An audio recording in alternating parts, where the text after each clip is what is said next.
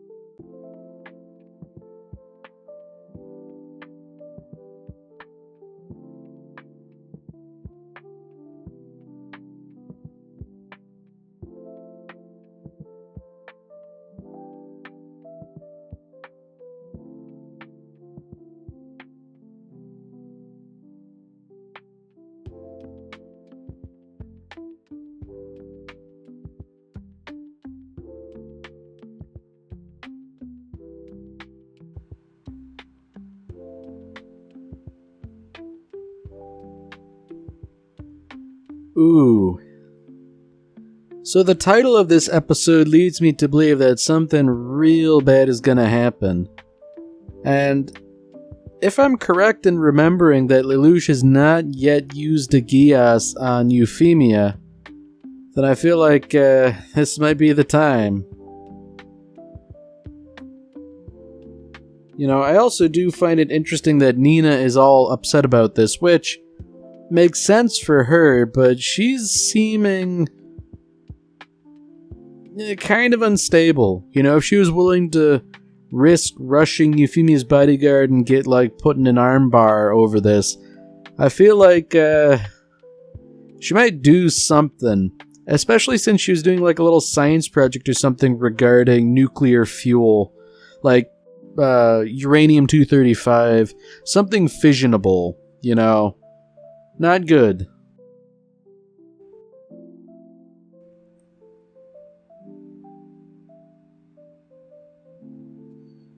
So it really does seem as though everybody's just sort of plotting and scheming, but nobody's making a move yet.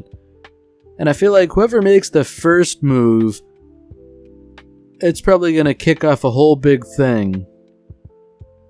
So I guess the question is, does Lelouch have it in him to essentially start something off real? Because I feel like this would really just pop off into a hot war, essentially.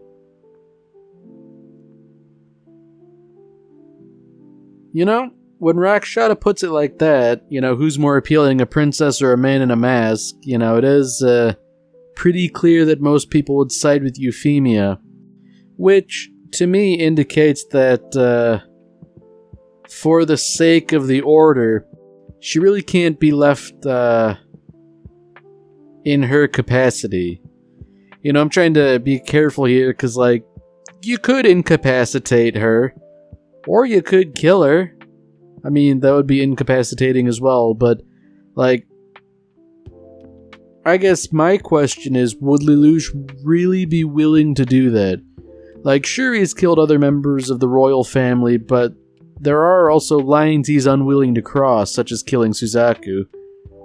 I feel like Euphemia would fall closer to the do not cross line than other people.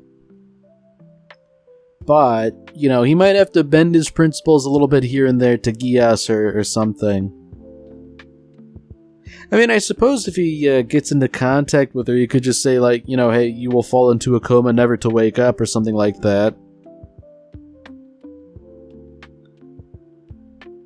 Ooh.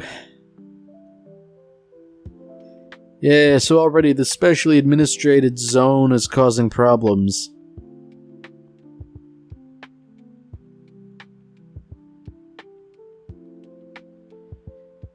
Man, Lelouch can't help but get involved with this guy. And, this guy really doesn't understand what he's working with here. Lelouch is no mere student, but, oh boy. So I guess the question is,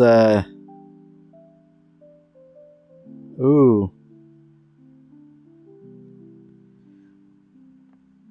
So, did that go through? Did Lelouch Geass the guy? Is that it then? Because that was a pretty harsh statement. Are we gonna, find him swinging from the rafters or something? So, it seems like Shirley's putting 2 and 2 together here. Lelouch is Zero, but why would he also hang out with Euphemia? And I guess, maybe she never did know about his heritage, but I feel like digging into it's not gonna yield anything good. Sure, she might learn, but sometimes it's better not to learn things. Now that's something. Strategists are talking, and from their perspective, it seems like Zero's defeat is already imminent.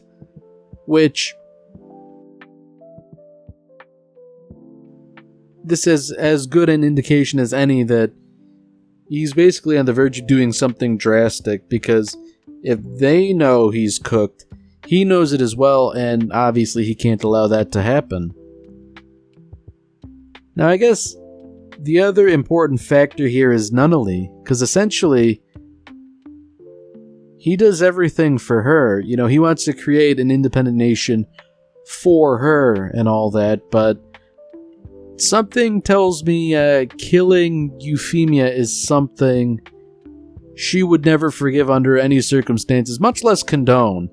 And, if that's the route he goes down, is he willing to sacrifice his relationship with Nunnally, even though everything he's doing is ultimately for her?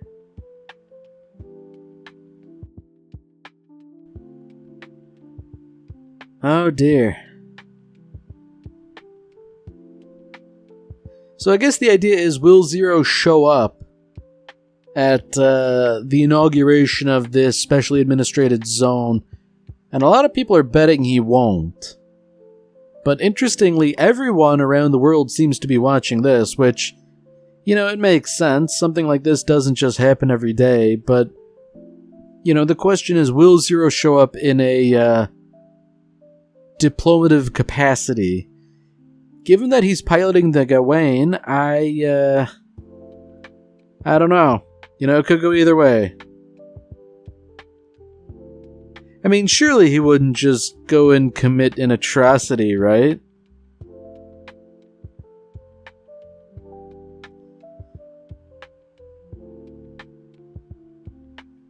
Ooh. I guess that's another interesting point. If Zero reveals himself, then that's the end of it. People will assume it is a plot. As the old man was saying, you know, an internecine Britannian squabble. Oh, okay, so Zero's angling to get some alone time with her. I think he's gonna do it. I think he's gonna slap her with the Geass and get her to do something drastic. Oh, you know what? With a crowd of the world watching, he probably wouldn't even have to incapacitate her. He could just, you know, assassinate her character, have her do something uncharacteristically abominable or something. Ooh. So Suzaku's being cautious, understandably so, but Euphemia, bless her heart, she doesn't realize Lelouch is not to be trusted. So, yeah, my money's on things going really south really quickly. Not for the Black Knights, but for this specially administrated zone. So I guess the question is, what is the nature of the inevitable Geass?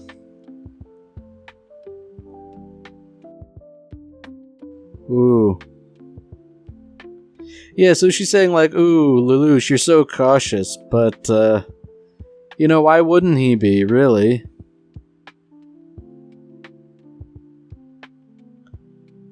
Oh.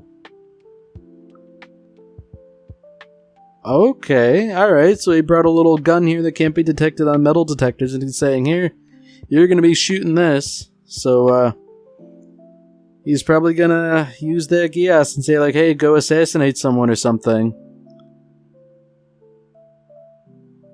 And I guess this might be as good a hint as any that the Geass is happening, seeing as how Suzaku is now suddenly aware of something going on.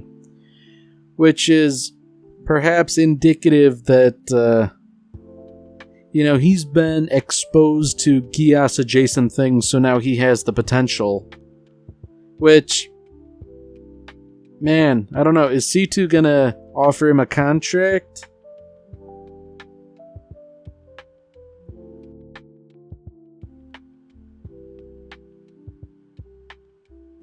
Ooh.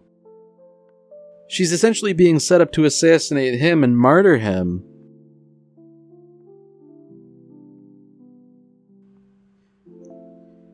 Now, I don't think he would actually be willing to die over this, but, oh dear.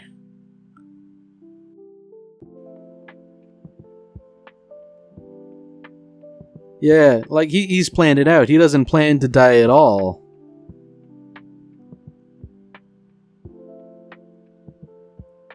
Ah, man. So to set up Euphemia for something like this, like, that's cold-hearted for sure. But, it seems like for whatever reason, there's been another complication.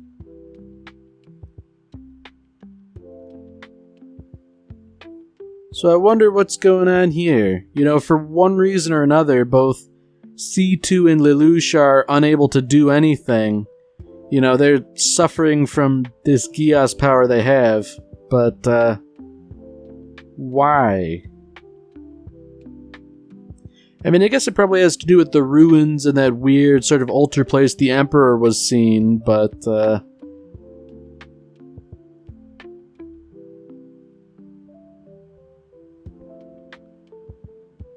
ooh.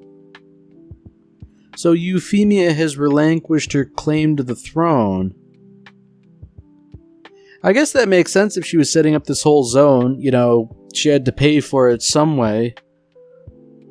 So, you know, maybe she isn't the right person to try and martyr Zero then.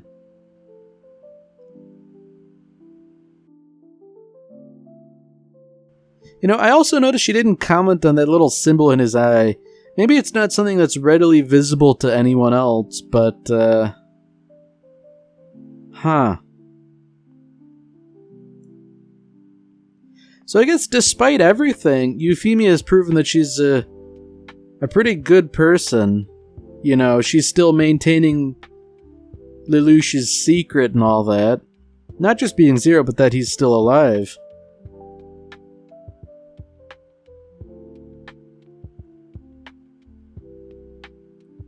So, what happens now?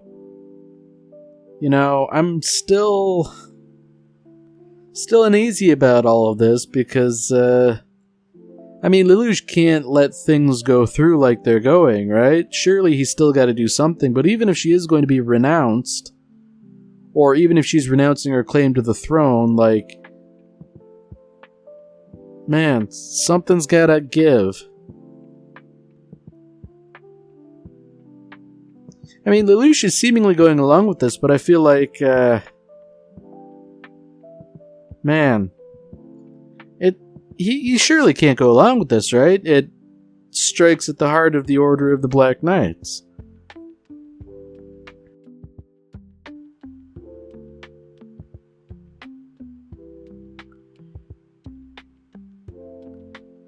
Oh.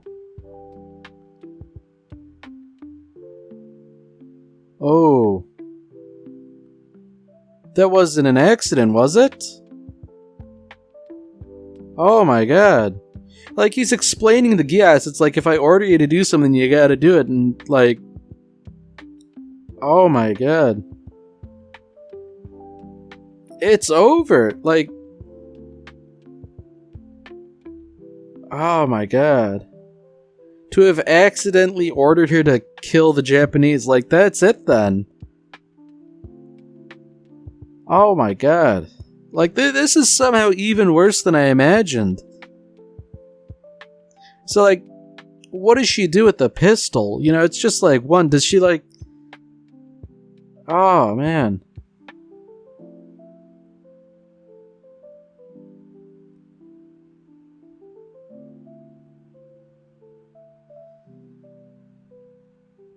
Oh boy. So it seems like everybody's sort of banking on peace in Area 11, but that's not to be born anymore.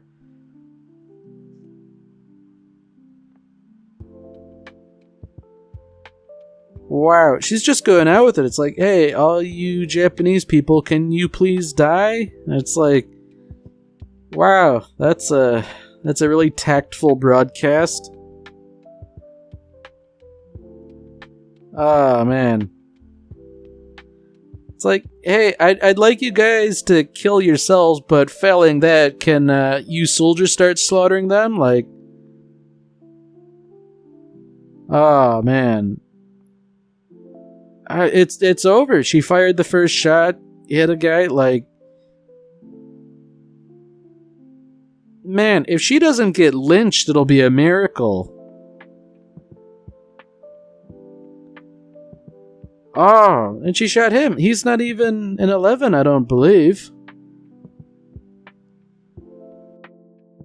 So I guess the question is, you know, Euphemia's maybe not lucid, but she's quite talkative. Would she betray the fact that she's been, you know, ordered by someone else to do this? And the soldiers are just going along with this. This is... Oh man, this is, I guess, a good demonstration of, hey, I'm just following orders here. Cause, like, surely, like, the others aren't under the effect of the Geass. They can choose to disobey. What a nightmare. I mean, Zero doesn't even want this either. Like...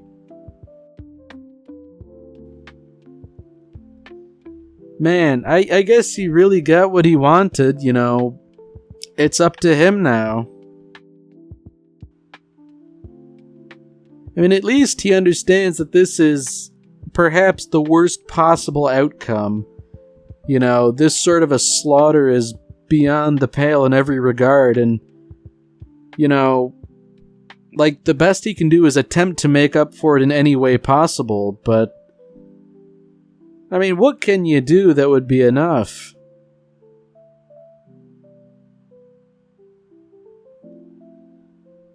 Man, oh god, the Order of the Black Knights, like, they don't know what's going on either, like... Man. I mean, at this point, like, everybody's radicalized, right? You know, you saw this nice princess offer peace and this sort of, you know, administrative zone where everyone comes together, and then on the day of, she enacts a slaughter. Like, there's no coming back from this for anyone.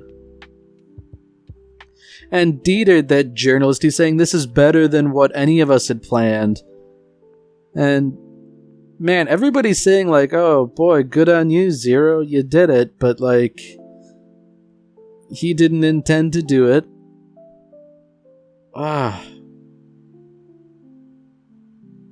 Man, I guess this is, if nothing else, a lesson in why you don't talk loosely.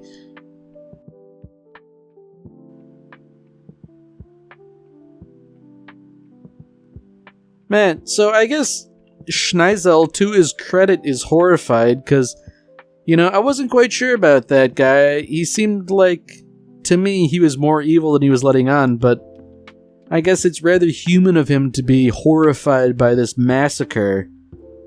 And I guess equally telling is that the Emperor is, maybe not overjoyed, but he's like, yeah, it's happening. You know, this seems to be more something about what Zero's doing than the massacre in and of itself, but boy.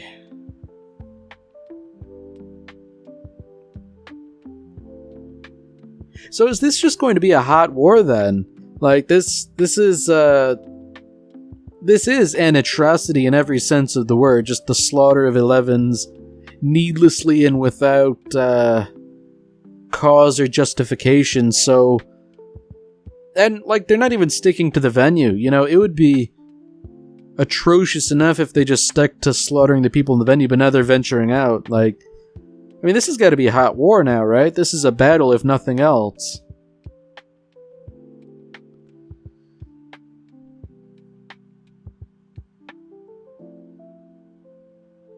Man. And I guess the worst part is that Euphemia's on the table too. Like, I don't know if she can really be considered innocent, but, you know, insofar as whether or not she deserves it, I don't think she does, but, you know, how could you convince anyone of that even if you could stop the massacre peacefully?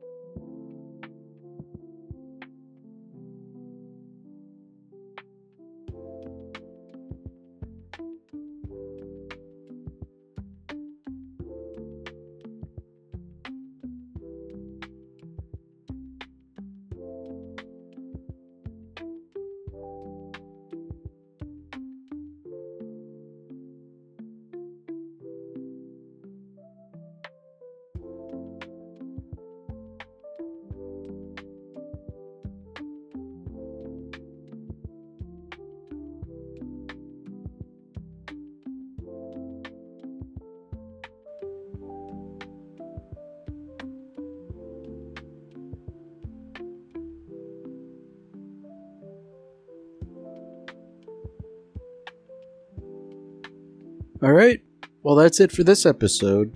If you've enjoyed it, then by all means, tune in for the next one.